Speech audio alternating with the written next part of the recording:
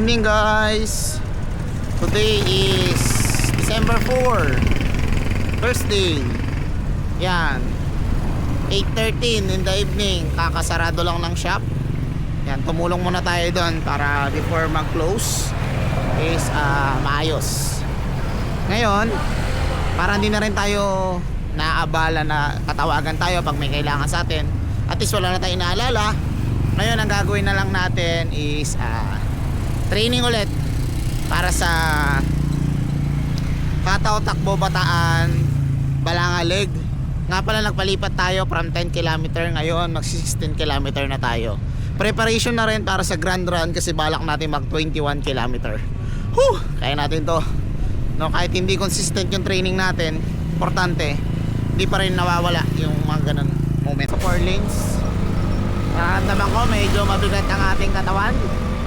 Hindi ko alam, pero sana mamaya sa 5 km is magmanhid na yung paa natin, yung tuhod na kung saan na lang tumatakbo. Ang kalaban na lang natin yung isip. Minsan kasi pag unang takbo mabigat yan, 1 km, 2 km, 3 km, 4 km mabigat pa yan, pero gumagaan yan habang nagmamanhid siya or dire-diretso o nagiging consistent na yung takbo mo. Tapos depende na lang sa pacing na gagawin mo. Tara, ano muna tayo? Stretching then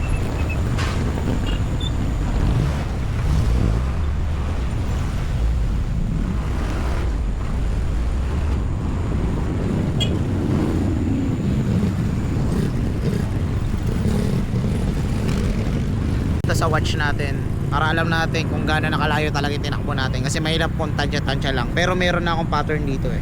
Guys, tara, takbo na tayo, let's go. Workout started. Thank you. Pinati tayo, shoutout po ma'am. Let's go, takbo na.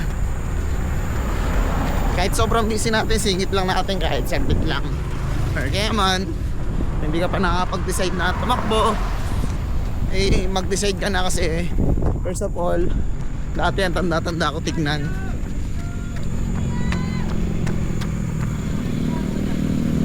Ngayon, parang ang bata-bata na natin tignan, no? Pangalawa, parang syempre tumatanda tayo ngayon, 32 na ako, lumalakas yung resistensya ko. Tapos pangatlo, wala, masarap lang sa feeling, no? As physically fit, no? Ngayon, kaya ikaw, tanong ko sa'yo, kailan mo sisimulan yung running or jogging journey mo?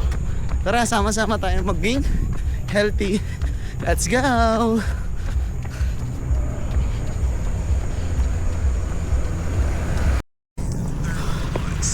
1K. 1K. Let's go.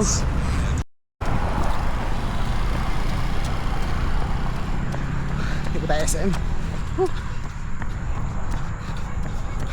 Let's go.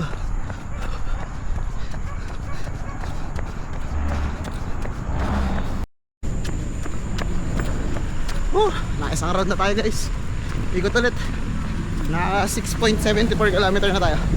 Let's go. Isang balik pa. 8K. Thank you Lord. 2 km to go. Let's go.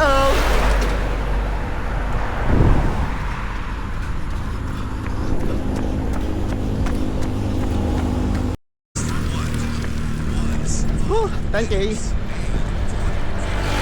Sobra yata. Diyan mo na. Tapusin na natin ng 4 lanes. Siguro mga ano to, 10.500 meters or 11 km. Tara, let's go. Natapos yung 10K. Dagdag na lang. Let's go.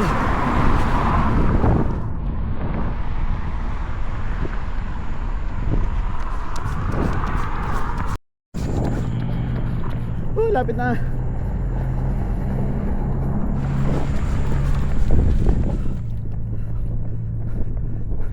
Bitin.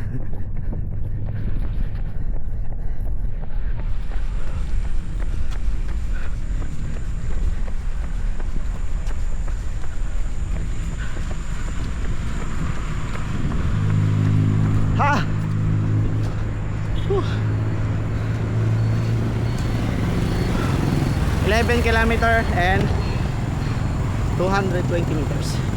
1 hour and 2 minutes. Ha! Thank you Lord. Sabi ko na nga eh, kanina ang bigat ng pakiramdam, pero ngayon okay na. Basta lagi yan 4 to 5 kilometer.